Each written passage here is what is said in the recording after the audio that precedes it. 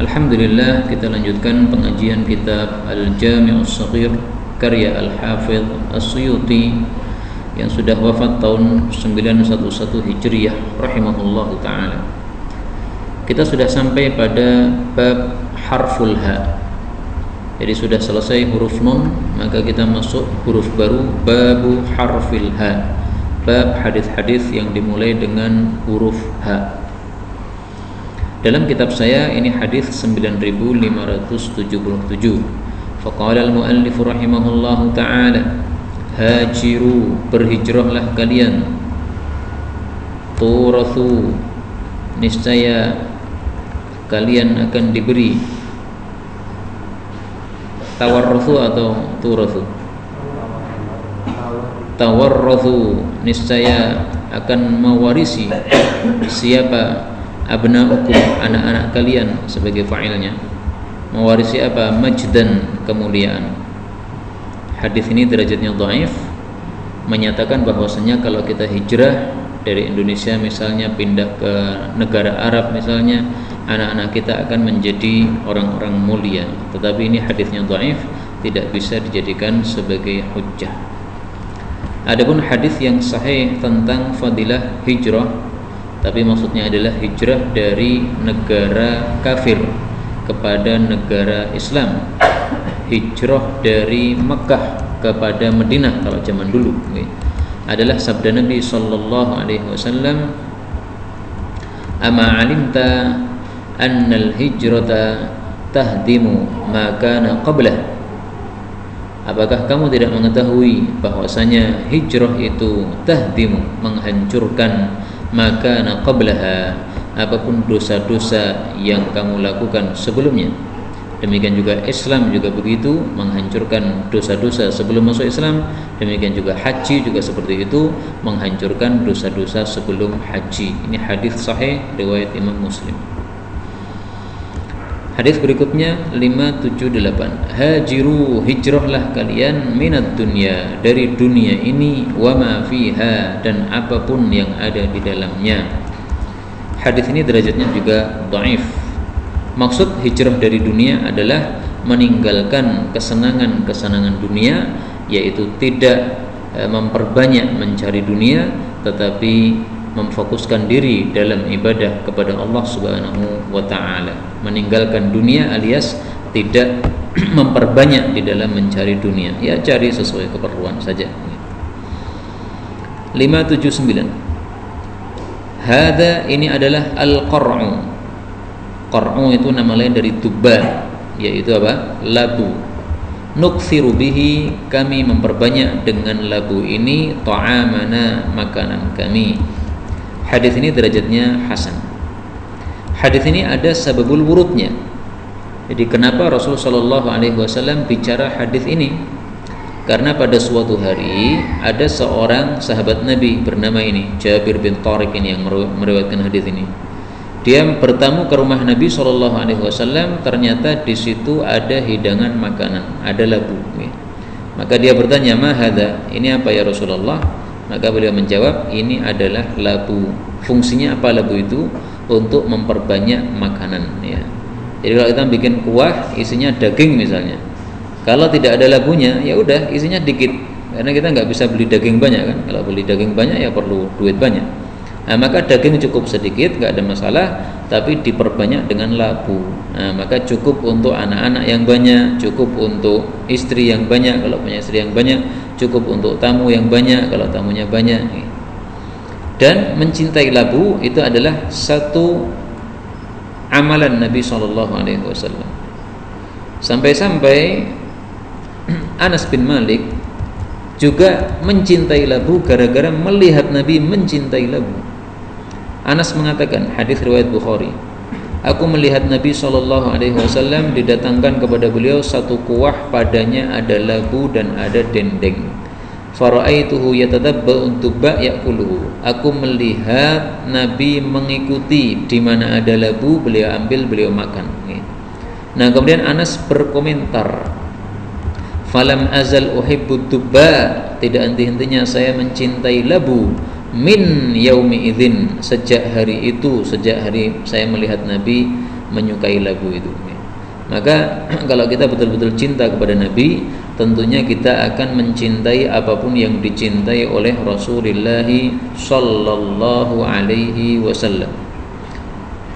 Rasul sallallahu alaihi wasallam misalnya mencintai warna hijau. Ahabbul alwani ila Rasulillah al-khudra. Adalah warna yang paling dicintai Nabi adalah warna hijau. Nah, setelah kita mendengar seperti ini, hendaklah kita juga menyukai warna hijau. Meskipun mungkin sebelumnya kita nggak suka warna hijau ya, biasa aja sama warna hijau. Tapi begitu mendengar hadis ini, kalau memang cinta kepada Nabi, maka kita juga akan mencintai apa yang dicintai oleh Nabi. Hadis berikutnya, coba saya besarkan supaya lebih enak bacanya ya.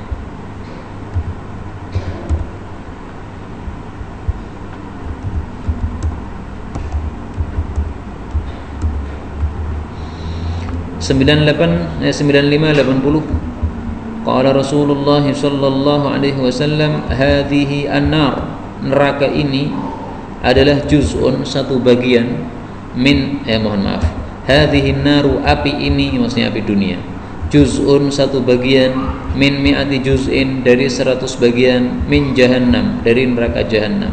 Hadis sahih. Hadis ini menunjukkan bahwasanya panas dunia ini kalau dikumpulkan semuanya itu hanya 1% dari 100% panasnya neraka jahanam. Jadi kalau kita kumpulkan ya, panasnya matahari, panasnya api, segalanya ini, semua panas ini adalah satu bagian dari 100 bagian neraka jahanam. Adapun sangat dahsyatnya neraka jahanam diriwayatkan oleh Tirmidzi sebabnya, yaitu uqida 'alan nari alfasanatin hatta marrat, dinyalakan api neraka ini selama 1000 tahun sampai memerah, kemudian dinyalakan lagi 1000 tahun sampai memutih, kemudian dinyalakan lagi sampai 1000 tahun sampai menghitam. Fahiya sauda, maka neraka itu warnanya hitam, mudlimah, gelap, kalailil mudlim, seperti malam yang gelap gulita. Dan hadis ini disahihkan oleh sebagian ulama. Hadis 581, hadhil khusyushu, ini kamar kecil muhtadaratun, dihadiri, maksudnya dihadiri oleh syaitan. Fa idza dakhala ahadukum, maka apabila seseorang masuk ke kamar kecil, falyaqul, hendaklah mengucapkan bismillah. Hadis ini didhaifkan oleh Al-Albani, tetapi saya tegaskan maknanya sahih. Kenapa maknanya sahih? Karena inna hadhil khusyush muhtadarah, bahwasanya kamar mandi dihadiri setan, ini sahih di dalam kitab Sunan Abu Dawud dan yang lain-lainnya. Inna hadhil khusyusha muhtadaratun, sungguh kamar kecil ini dihadiri setan. Kata-kata hadhihi ini dalam bahasa Arab itu bisa untuk menunjukkan sesuatu yang dekat. Artinya waktu itu Nabi dekat dengan kamar kecil, beliau sambil menunjuk mengatakan, ini kamar kecil kayak gini, ini dihadiri setan. Bisa juga kata-kata ini dalam bahasa Arab untuk menunjukkan keremehan ya. Maka beliau mengatakan hadhihi ya, kamar kecil ini, meskipun waktu itu jauh dari kamar kecil, itu untuk meremehkan kondisinya ya, dia itu remeh, itu dia dihadiri oleh syaitan. Nah, kenapa dihadiri oleh syaitan? Itu karena setan suka tempat-tempat yang kotor. Namanya kamar kecil kan, tempatnya tempat untuk buang kotoran. Nah, maka ini sebab kenapa setan itu suka kepada kamar kecil.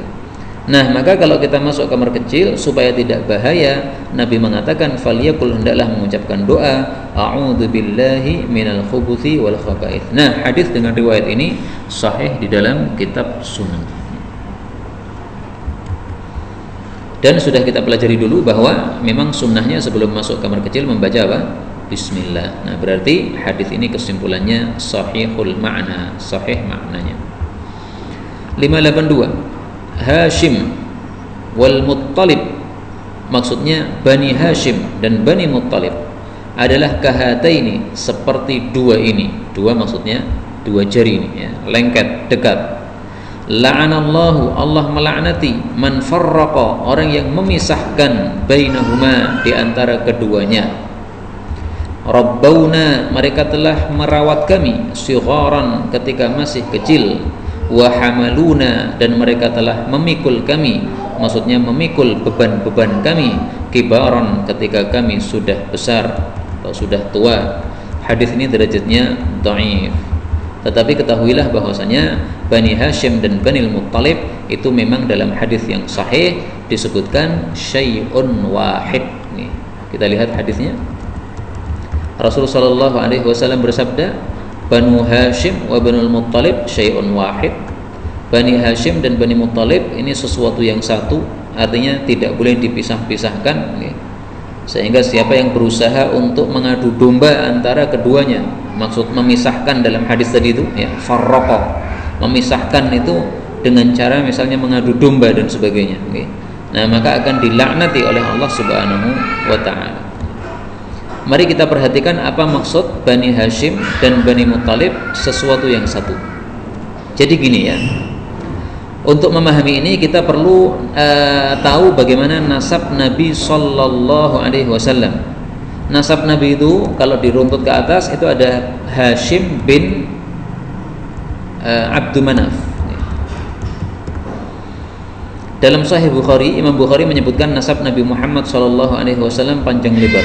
Beliau adalah Muhammad bin Abdullah bin Abdul Muttalib bin Hashim bin Abdi Manaf bin Qusay bin Kilab bin Murrah bin Ka'ab bin Lu'ay bin Ghalib bin Fihr bin Malik bin Nadr bin Kinanah bin Khuzaimah bin Mudrikah bin Ilyas. Ini bukan Nabi Ilyas ya, maka jangan membaca Ilyas alaihi salam, salah itu.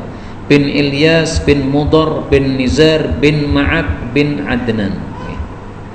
Nah, di sini ada kata-kata Hashim bin Abdi Manaf. Jadi kakek Nabi adalah Hashim, putranya Abdul Manaf. Ketahuilah bahwasanya Abdul Manaf ini memiliki 4 putra. Hashim, Muttalib, Naufal sama Abdul Syams. Berarti kan 4 anak ini kan sesuatu yang satu ya. Tapi ternyata Rasulullah sallallahu alaihi wasallam mengatakan Banu Hashim wa Banu Muttalib syai' wahid. Bani Hashim sama Bani Muttalib ini sesuatu yang satu. Sementara Bani Naufal dan Bani Abdul Syams ini beda. Meskipun bapaknya satu. Kenapa? Karena ketika Rasulullah sallallahu alaihi wasallam di Mekah kemudian diboikot oleh orang-orang kafir Quraisy, tidak diberi pasokan makan selama 3 tahun, padahal Nabi dari Bani Hashim, maka Bani Muttalib gabung sama Bani Hashim. Udah, kami membela kalian. Nah, sehingga 2 bani ini semuanya sama-sama diboikot oleh orang-orang kafir, sehingga mereka tidak punya bahan makanan selama 3 tahun. Nah, jasa mereka membela Bani Hashim di masa kafir ini kemudian dihargai oleh Nabi SAW di masa Islam. Sehingga di masa Islam Rasulullah memberikan kepada Bani Hashim dan Bani Muttalib 1/5 dari ghanimah, ya, khumus dari ghanimah. Sementara tadi Bani Naufal sama Bani Abdul Syams tidak dikasih khumus dari ghanimah. Itu makna dari Banu Hashim wa Banu Muttalib syai' wahid. Kembali ke hadis yang kita pelajari 583. Hahuna, di sini, tuskabu, ditumpahkan al-abarat. Al-abarat itu air mata.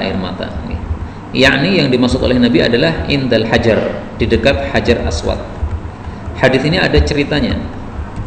Hadis ini derajatnya didhaifkan oleh Al-Albani. Hadis ini ada ceritanya bahwasanya Nabi SAW meletakkan kedua bibir beliau pada Hajar Aswad. Jadi termasuk sunnah itu kalau ketemu Hajar Aswad selain dicium juga kita sujud. Nah, waktu itu Nabi mencium itu dengan bibir. Kalau sujud itu dengan jidat. Ada 2 sunnah, mencium sama sujud. Nah, beliau waktu itu mencium Hajar Aswad, maka beliau menangis lama. Ketika beliau menoleh, ternyata Umar bin Khattab di belakangnya ikut menangis. Maka beliau mengatakan, hahuna tuskabul abarat. Di sini dekat Hajar Aswad ini sepantasnya seseorang itu menangis. Tapi karena hadisnya ini memang diperselisihkan derajatnya oleh para ulama, ya masih tidak sangat kuat untuk dijadikan dalil. Tapi bagi yang melakukannya silahkan, nangis di dekat Hajar Aswad ketika menciumnya dengan mengatakan bahwa hadis ini disahihkan oleh sebagian ulama, ya nggak apa-apa. Baik, saya ingin tampilkan dalil bahwasanya Hajar Aswad itu disunnahkan kita padanya dua perkara, satu mencium dan dua sujud. Cari dalam Bulughul Maram kata kunci wa yasjudu alaihi. Dari Ibnu Abbas bahwasanya Ibnu Abbas biasanya yuqabbilul Hajar al-Aswad, mencium Hajar Aswad, wa yasjud alaihi, dan juga sujud di atasnya. Ini memang perbuatan Ibnu Abbas ya. Tetapi hadis ini diriwayatkan oleh Hakim secara marfu', yaitu perbuatan Nabi SAW, dan kata Syekh Zuhairi hadis ini sahih secara marfu' maupun secara mauquf. Artinya betul Ibnu Abbas melakukannya dan betul Rasulullah SAW juga melakukannya. Nah, maka kita niatkan aja kalau nanti bisa umrah, bisa haji, kalau memang mampu untuk mencium dan sujud pada Hajar Aswad, okay, maka ini satu sunnah Rasul Shallallahu Alaihi Wasallam. Kalaupun kita tidak mampu, mungkin karena tidak bisa umrah, tidak bisa haji, minimal kita udah niat. Atau kita sudah sampai ke sana tapi tidak bisa melakukan karena ramainya dan kita tidak mau berdesak-desakan karena desak-desakan itu tidak satu sunnah, ya. Nah, maka ya tidak ada masalah. Yang penting sudah punya niat. Dan saya dulu juga tidak mencium karena saya lihat nggak pernah sepi meskipun malam hari. 584. Hajahum, telah mencela mereka dengan syair. Hasan bin Thabit, fasyafa, maka dia menyembuhkan, wastashfa, dan dia menyembuhkan diri. Maksud hadis ini adalah Hasan bin Thabit sudah membalas ejekan orang-orang kafir dengan syair-syairnya, dan ejekannya ini sudah betul-betul menyembuhkan rasa dongkol kaum muslimin ketika mendengar ejekan orang-orang kafir. Maka syafa di sini menyembuhkan, itu adalah menyembuhkan kedongkolan hati orang-orang mukmin yang dongkol karena diejek oleh orang-orang kafir dengan syair mereka. Adapun istashfa ini menyembuhkan diri alias dia sendiri udah puas.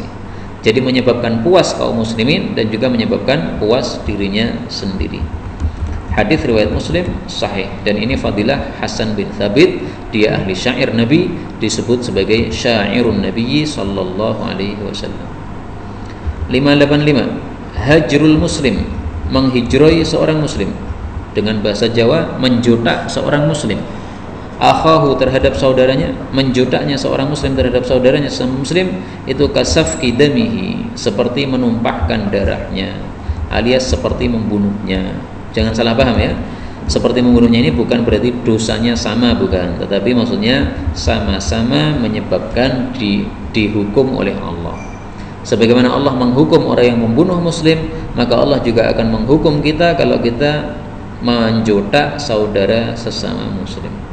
Rasul membolehkan kita menjedak sama muslim, batasnya 3 hari. Kalau udah 3 hari tidak boleh lanjut, harus ditutup dengan salam, assalamualaikum. Kalau udah dia jawab, ya udah selesai masalah.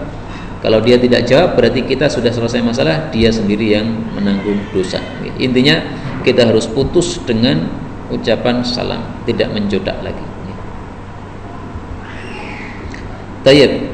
Kemudian 586. Hadiah al-ummali, untuk para pekerja, itu adalah ghulul, itu adalah khianat. Hadis ini disahihkan oleh Al-Albani, didhaifkan oleh Suyuti, tetapi dikuatkan oleh hadis setelahnya sehingga derajatnya sahih. Nah, kita baca sekalian hadis setelahnya. 587. Hadiah al-ummali, untuk para pekerja, haramun kulluha, haram semuanya. Hadis ini didhaifkan oleh Al-Albani dan As-Suyuti, tetapi maknanya sahih sebagaimana hadis yang sebelumnya. Apa maksudnya?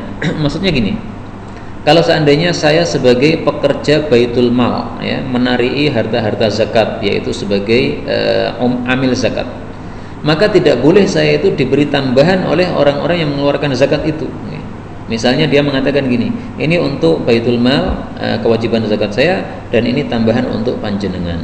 Panjenengan saya tambahi 100.000 karena sudah sibuk mengurusi menghitung zakat saya. Enggak boleh seperti ini.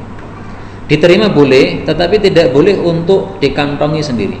Para ulama mengatakan masukkan dalam Baitul Mal, Jadi semuanya yang datang dari muzaki, semuanya yang datang dari orang yang mengeluarkan zakat, itu semuanya harus kita bawa, kita serahkan kepada Baitul Mal. Ini semuanya. Kalau kita ambil yang tadi hadiah dari dia, maka itu adalah haramun, itu adalah hululun, khianat. Kenapa? Nabi mengatakan dalam hadis yang sahih, ketika ada seorang sahabat Nabi lapor, ya Rasulullah, ini untuk Baitul Mal dan ini untuk saya. Maka Rasulullah mengatakan, awala yajlisu fi baiti abihi. Apakah dia tidak duduk saja di rumah bapaknya? Apakah mereka juga akan menghadiahi kepada dia? Kan enggak kan? Dia itu semata-mata dapat hadiah itu karena dia bekerja sebagai amil zakat. Kalau dia duduk di rumahnya tidak bekerja sebagai amil zakat, enggak mungkin dapat hadiah tadi. Berarti hadiahnya itu kaitannya dengan keamilan zakatnya, bukan karena pribadi dia. Karena itu hadiah tadi juga miliknya Baitul Mal, tidak boleh dia bawa sendiri. Dan ini menurut saya sangat cerdasnya Rasul Shallallahu Alaihi Wasallam menutup kemungkinan ketidakjujuran.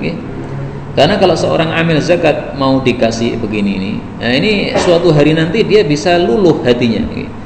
Misalnya yang kaya ini mengatakan, hari ini jangan ditarik dulu zakatnya, besok aja atau tahun depan saja. Nah, padahal harus dikeluarkan hari itu atau tahun itu, malah diundur-undur. Karena sudah dapat hadiah, akhirnya dia luluh hatinya. Tapi kalau tidak mau menerima hadiah gini, nah dia bisa tegas, ya nggak bisa. Ini kewajibannya hari ini, ya udah keluarkan hari ini, wajib hari ini. Hadis 588. Hadis ini palsu. Hadiyatullah, hadiah dari Allah ilal mu'min, kepada orang beriman adalah as-sa'il ala babih, kalau ada peminta-minta di depan pintunya. Hadis ini derajatnya palsu kata Syekh Albani, tapi saya mengatakan isinya sangat-sangat bagus. Jadi kalau ada orang minta-minta datang ke rumah kita, itu jangan dianggap sebagai musibah, tapi anggaplah sebagai hadiyatullah. Allah menghadiahkan kepada kita seorang peminta-minta, karena kita akan mendapatkan pahala secara gampang. Nggak usah susah-susah cari orang, udah dia datang sendiri, tinggal kita kasih, kita udah dapat pahala. Nggak usah kita lari ke sana kemari untuk cari pahala. Maka ini satu hadiah dari Allah. Allah pengen kita dapat pahala, maka didatangkanlah peminta-minta ke tempat kita ini. Maka maksud hadis ini adalah apa? Al-hathu ala qabuli hadiyatillah. Kalau ada hadiah Allah seperti itu, terimalah. Artinya berilah, jangan kamu tolak, kasih aja. Dan tidak harus memberikan uang, ya. Kalau kita kasih roti juga nggak ada masalah. Kalau orang minta-minta karena lapar, ya berarti butuhnya makanan. Karena sebagian orang-orang yang minta-minta itu kita lihat dia sebenarnya tidak perlu minta-minta, tapi karena pengen supaya duitnya lebih banyak, maka nggak usah dikasih duit aja, kasih makanan aja. 589. Hal tarawna, apakah kalian itu melihat ma'ara, apa yang saya lihat? Maksudnya ada perkara-perkara gaib yang dilihat oleh Nabi yang para sahabat tidak melihat. Beliau pernah melihat dalam tembok ini ada gambaran jannah, ada gambaran neraka. Nah, Nabi bertanya, apakah kalian melihat seperti apa yang saya lihat? Inni la'ara, sungguh saya melihat mawaqi'al fitan, tempat-tempat jatuhnya fitnah-fitnah, khilala buyutikum, di sela-sela, di celah-celah rumah-rumah kalian. Kama waqi'il qatr, seperti tempat-tempat jatuhnya air hujan. Hadis muttafaqun alaih. Hadis ini para ulama katakan termasuk tanda-tanda kenabian. Kenapa? Karena hadis ini betul-betul terbukti. Dulu ketika Nabi menyabdakan hadis ini, Madinah ini aman sekali, tentram, nggak ada fitnah. Tapi beliau mengatakan, saya sekarang ini melihat tempat-tempat jatuhnya fitnah di kota Madinah ini, di rumah-rumah kalian ini, sebagaimana jatuhnya air hujan. Artinya apa? Kalau air hujan itu kalau turun ke Madinah kan semua kena. Tidak ada satupun rumah kecuali kena air hujan tadi. Demikian juga nanti akan muncul satu fitnah, di mana fitnah ini mengenai seluruh anggota kota Madinah, penduduk kota Madinah. Dan ini para ulama katakan sudah terjadi sejak qatli Utsman, dibunuhnya Sayyidina Utsman. Ini adalah satu fitnah pertama yang muncul di kota Madinah. Kemudian berikutnya adalah fitnah-fitnah berikutnya berlanjut terus. Karena ketika Utsman dibunuh ini banyak yang datang ke kota Madinah. Banyak orang yang datang ke situ untuk membunuh Utsman, tidak hanya 1-2 orang. Maka ini dikatakan sebagai fitnah yang seperti hujan. 590. Hal tumsarun, tidaklah kalian itu ditolong, wa turzakun, dan tidaklah kalian diberi rizki, illa bidu'afaikum, kecuali dengan sebab adanya orang-orang lemah di antara kalian. Hadis sahih riwayat Imam Bukhari. Ini hadis ini ada sababul wurudnya ya. Jadi ada seseorang sahabat Nabi, dia mengeluhkan kepada Nabi tentang saudaranya. Ya Rasulullah, saya ini sibuk bekerja, mencari nafkah, sementara adik saya ini atau mas saya ini sibuk cari ilmu. Artinya dia jadi beban saya. Seandainya dia ikut kerja sama saya kan jadi enak ya, kerjanya lebih ringan, hasilnya lebih banyak. Nah, maka Rasul menegur, tidaklah kalian diberi pertolongan dan tidaklah kalian diberi rezeki kecuali dengan sebab orang-orang lemah kalian. Jadi kamu dikasih rezeki oleh Allah, ini kerjamu lancar, ini gara-gara adikmu kamu tanggung itu. Coba kalau adikmu tidak kamu tanggung, rezekimu mampat nanti. Dan ini pernah terjadi satu kejadian di pesantren. Ada seorang bapak-bapak punya anak perempuan dimasukkan pesantren. Bapak ini membuka warung laris sekali. Akhirnya kelelahan untuk mengurusi warungnya. Maka dia tarik anaknya supaya membantu warung tersebut.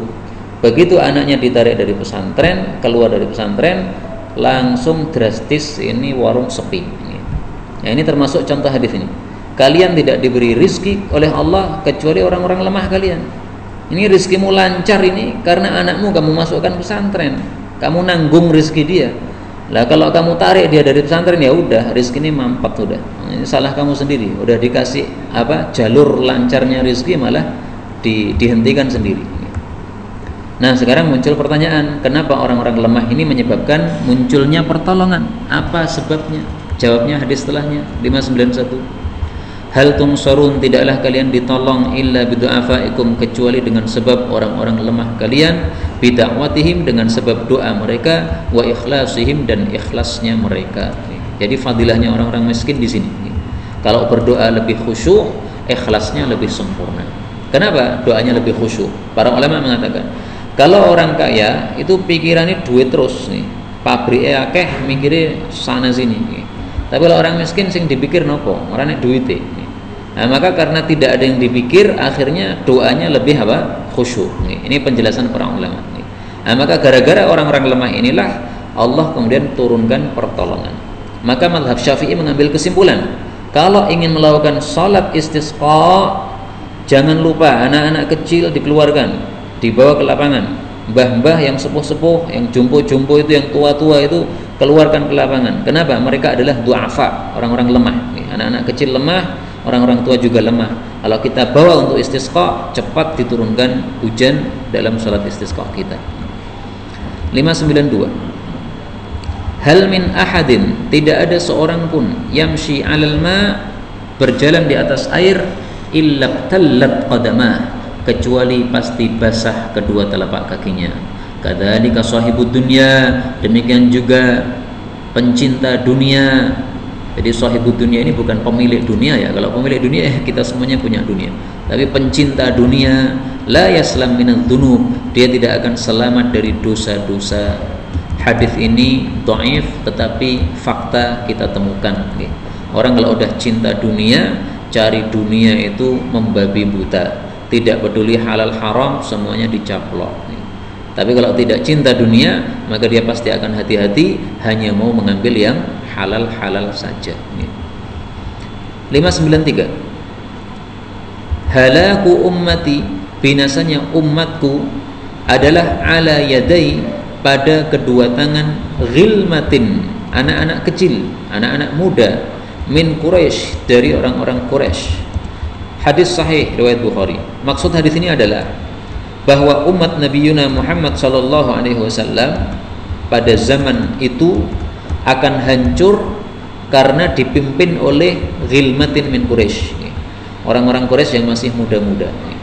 Dan hadis ini termasuk tanda kenabian Nabi sallallahu alaihi wasallam karena terbukti ketika Khulafaul Arba'ah sudah wafat, Abu Bakar, Umar, Uthman, Ali, kemudian tambah lagi Hasan wafat, maka diganti oleh Muawiyah radhiyallahu anhu.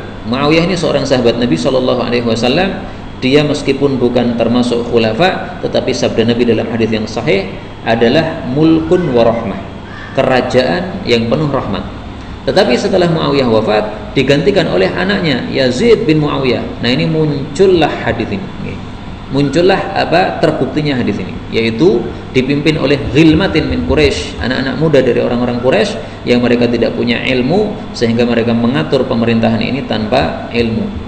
Nah, maka mulai dari Yazid bin Muawiyah dan orang-orang yang sekelas atau selevel dengan dia, dan mereka itulah raja-raja Bani Umayyah yang merusak.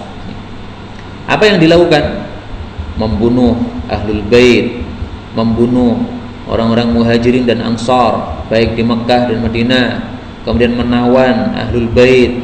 Nah, ini semuanya banyak kita temukan riwayatnya dalam sejarah-sejarah yang tampaknya sudah mutawatir karena diriwayatkan oleh banyak ulama kita.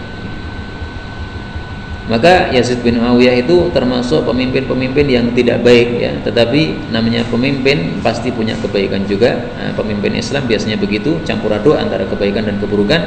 Maka kita katakan ya dia punya pahala insyaallah dan punya dosa juga karena keburukan-keburukan ini. Maka kita serahkan urusannya kepada Allah, tidak usah mencaci-caci atau mencela atau mengatakan la'anahullah, enggak perlu begitu. Oh, sebut aja Yazid bin Muawiyah, udah titik gitu, enggak usah pakai la'anahullah. 594 halaka pasti binasa al-mutanatti'un, orang-orang yang berlebih-lebihan. Baik itu berlebih-lebihan di dalam bicara sehingga memaksa-maksakan diri untuk difasih-fasihkan, atau berlebih-lebihan dalam masalah ibadah sehingga memaksa-maksa diri untuk menambah-nambah sesuatu yang tidak semestinya ditambahkan.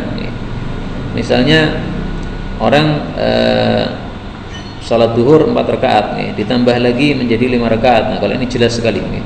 Atau misalnya seperti yang dilakukan oleh orang-orang Khawarij, mereka mewajibkan wanita-wanita haid untuk mengganti salat yang ditinggalkan selama masa haid. Nah, ini termasuk mutanatthi' seperti ini, berlebih-lebihan. Islam tidak menyuruh begitu, kenapa kamu suruhkan begitu? Ini berlebih-lebihan seperti ini. Termasuk juga khatam Al-Quran setiap hari. Padahal Rasulullah SAW sudah menegaskan tidak akan paham orang yang khatam Quran kurang dari 3 hari. Ini termasuk berlebih-lebihan, jangan dilakukan.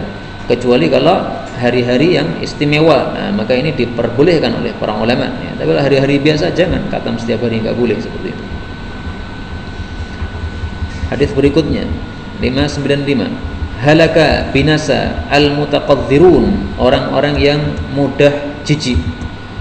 Hadis ini dhaif, didhaifkan oleh Al-Albani. Mudah jijik contohnya apa? Ya, misalnya kita makan roti jatuh sudah jijik, buang. Enggak begitu caranya. Kalau roti jatuh dilihat dulu masih bisa dibersihkan enggak?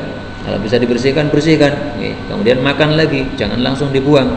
Jadi mudah jijik itu tidak bagus nih. Maka hadis ini meskipun dhaif secara sanadnya, tapi secara maknanya bagus sesuai dengan sebagian sabda Nabi SAW. Mari kita lihat contoh hadis yang sesuai dengan hadis ini.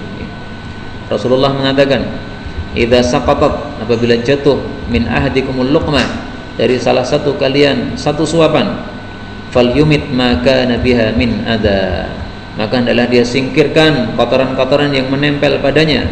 Tsumma liyakulha, kemudian hendaklah dia memakannya, jangan jijik, jangan dibuang. Wala yada'ha li syaitan, jangan dia biarkan dimakan oleh setan. Ini hadis riwayat Imam Muslim sahih. Tapi bukan berarti kita semau gue ora apa-apa rasa jijik, jadi misalnya umbele meler ora apa-apa, bukan begitu nggih. Kalau itu bab lain, itu bab kebersihan nggih. Tapi maksudnya adalah perkara-perkara yang kita masih bisa terhadapnya jangan dibuang gara-gara kita mudah jijik. Maka Imam Waqi' menafsirkan hadis ini, ya'nil maraq yaqa'u fihi dzubab, yaitu contohnya kalau ada maraq, ada kuah, kemudian di situ ada lalat masuk, fayuhraq, langsung dibuang, itu enggak benar. Ada coro masuk, dibuang semuanya, enggak begitu. Coronya aja yang dibuang, sementara kuahnya makan enggak ada masalah. Kalau masih merasa jijik, merem-merem ngoten, dimakan, ojo mbayangke, insyaallah mlebu. Kalau dibayangkan malah jadi enggak enak. 596 halakat binasa ar-rijal, kaum laki-laki yaitu para suami, hina ta'atin nisaa, ketika mentaati para wanita atau para istri. Hadis ini derajatnya dhaif menurut Al-Albani. Tetapi kalau kita lihat ungkapan-ungkapan ulama itu memang begitu itu. Memang benar seperti ini. Umar bin Khattab misalnya mengatakan, khalifun nisa, selisihilah istri-istri, fa inna fi khilafihinnal barakah, karena menyelisih istri itu berkah. Tapi ini tentu saja tidak total ya, menyelisih dalam perkara-perkara yang memang harus diselisih. Misalnya suka belanja, barang masih bagus dibuang, belanja lagi, terlalu banyak belanja, ini diselisih. Sampai-sampai Muawiyah radhiyallahu anhu mengatakan, awidu lin nisa la, biasakan menjawab istri ora, tumbas niki mas ora, beli ini ora, fa innaha dhaifah, karena wanita itu lemah sifatnya, lihat apa dikit langsung pengen dan sebagainya. Nah, ini wanita zaman dulu seperti itu. Zaman sekarang saya nggak tahu. Loh naon Pak? Masya Allah. Berarti ini perintah Muawiyah benar nih Pak. Biasakanlah kepada para wanita mengatakan ora. Nah, ini nanti bisa ditiru nih oleh para istri. Saya tak nikah lagi ya, ora. Ini malah istrinya mengatakan ora. 597. Halumma, kemarilah ila jihadin, kepada jihad, la syaukata fihi, yang tidak ada kedahsyatan padanya. Syaukatul jihad itu syiddatu ya. Apa itu jihad yang tidak ada kedahsyatan padanya? Yaitu al-hajju, ibadah haji. Hadis ini ada sababul wurudnya. Ada seorang sahabat Nabi SAW, derajatnya sahih ya, ditulis sendiri. Ada seorang sahabat Nabi SAW mengatakan, ya Rasulullah, ini jabban, saya itu penakut. Kalau mau jihad itu, wah kok abot nih. Wa ini dhaif, saya juga lemah, saya kerempeng, ketahuan mangkat jihad itu langsung mati nih. Maka Rasul mengatakan, udahlah ya, mari jihad yang tidak ada kedahsyatan padanya, yaitu haji.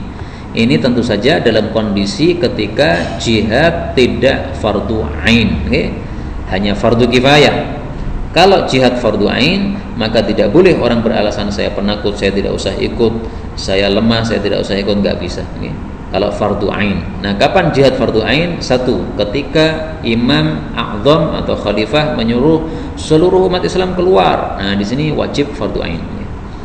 Kedua, ketika musuh sudah masuk ke dalam negara Islam. Jadi misalnya kita Indonesia ini dimasuki oleh Amerika, nyerang mereka dengan jet-jet tempurnya. Nah, ini wajib untuk muslimin Indonesia untuk jihad semuanya, tidak perlu izin kepada orang tua. Fardu ain bagi negara tersebut karena sudah diserang oleh orang-orang kafir.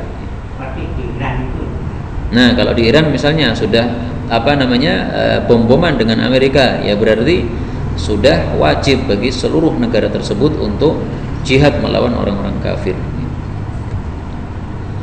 598. Himmatul ulama, tekadnya para ulama itu adalah ar-ri'ayah, memahami ucapan. Wa himmatus sufaha, adapun tekadnya orang-orang bodoh itu adalah ar-riwayah, meriwayatkan saja.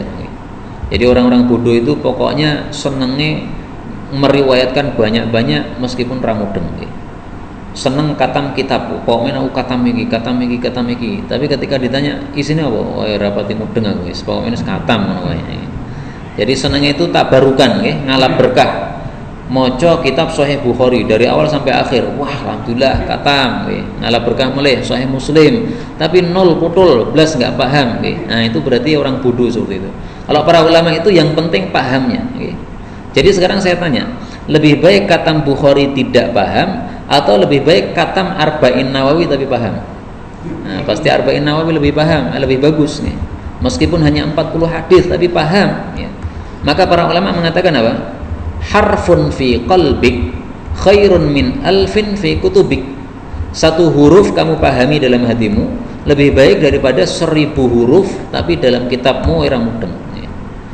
Dalam kitab ada 1000 huruf, kita punya kitabnya, tapi belas ora mudeng. Nah, itu nggak ada gunanya. 599 terakhir nih.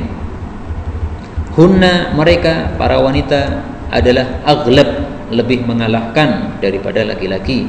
Yakni nisa, maksudnya para wanita lebih mengalahkan daripada laki-laki. Hadis ini derajatnya dhaif.